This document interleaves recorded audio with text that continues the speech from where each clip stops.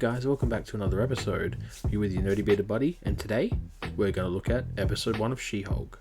She-Hulk follows the character of Jennifer Walters, who is the cousin of Bruce Banner, aka the Incredible Hulk.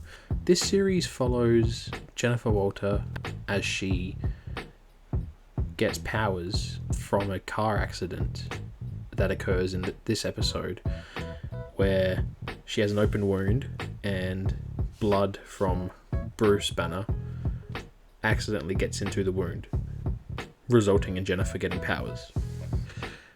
This episode feels very misdirected and just doesn't really land properly. It lands very flat.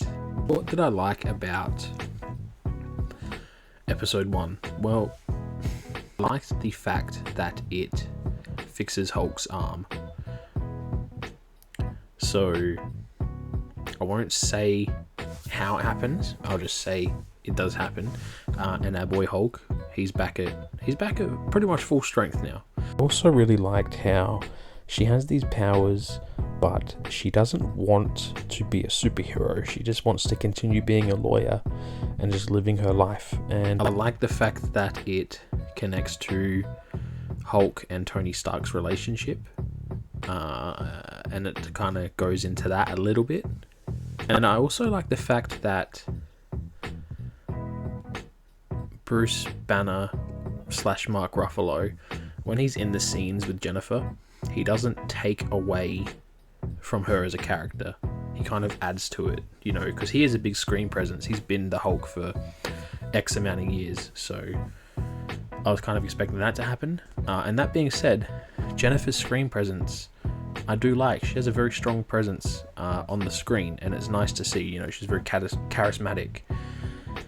She's very charismatic and enjoyable. Like, she's got this confidence about her in this role, which I wasn't expecting. I liked the scenes where Jennifer was training with Bruce. That was probably the most entertaining aspects of the episode.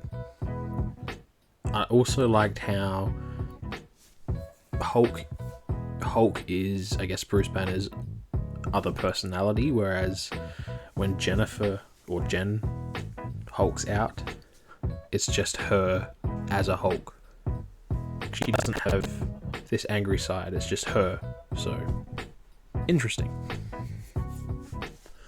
Now, what I didn't like about it, the jokes are just incredibly corny. Like, they don't land, and it's just like, they're very cringy. I didn't like them at all. And it talks about Captain America losing his virginity. Like, I could be wrong, but I thought that was like an old Tumblr post from like 2011, 2012. And I don't really care about Captain America losing his virginity. That's not a burning question that I have about the MCU. Like, I couldn't really give a shit. It just felt very childish, the humor in it, corny. I don't know, I didn't like it. It wasn't for me. I didn't laugh. And if you did laugh, that's fine. More power to you. But I could not. I couldn't. Also, so I could be wrong. So if I am, correct me in the comments down below. Why does Jennifer Walters break the fourth wall and talk to the audience / camera?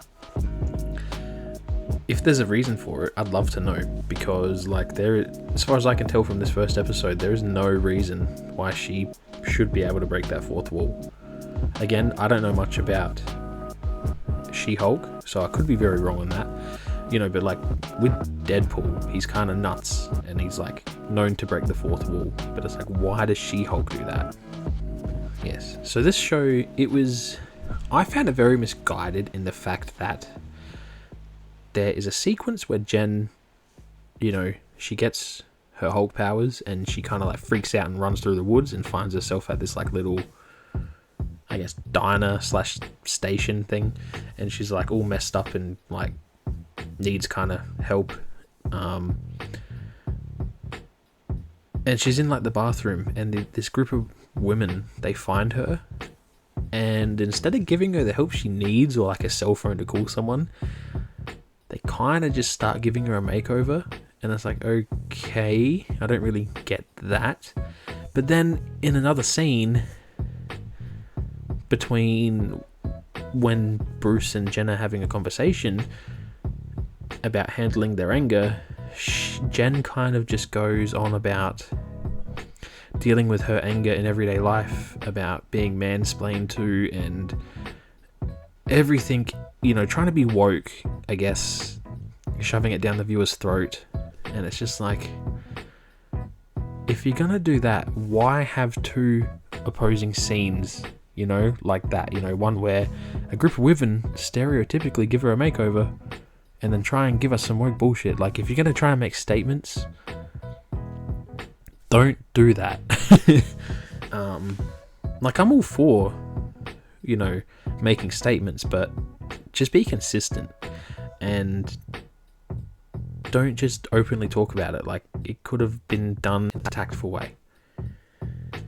Overall, while She-Hulk is kind of cringy and a lot of the time it can be boring, other than seeing her as She-Hulk, it can be fun, it's nice to see the interaction between Hulk and She-Hulk, but that's about it. That's kind of where the enjoyment stops. Who knows, maybe I could be wrong for later episodes. Look, if I'm being honest, I didn't care about this show until I found out Daredevil was going to be in it, and so I'm just going to stick around until I see Daredevil, and that's pretty much it. I hope it gets better, but if I had to rate this episode, it'd probably be like a 5 out of 10. Like, it's kind of hit and miss for me. Like, some parts were corny and boring, but then some parts were entertaining when she was She-Hulk, and some parts were just like misguided, so it wasn't all bad, but it wasn't all good. Take that how you will. But yeah, what do you think of She-Hulk? Did you like it? Did you not like it? You on the fence, kind of like me? Let me know in the comments. Be respectful to each other. Have a wonderful day, night, wherever you are. Keep safe, and I'll see you guys in the next episode.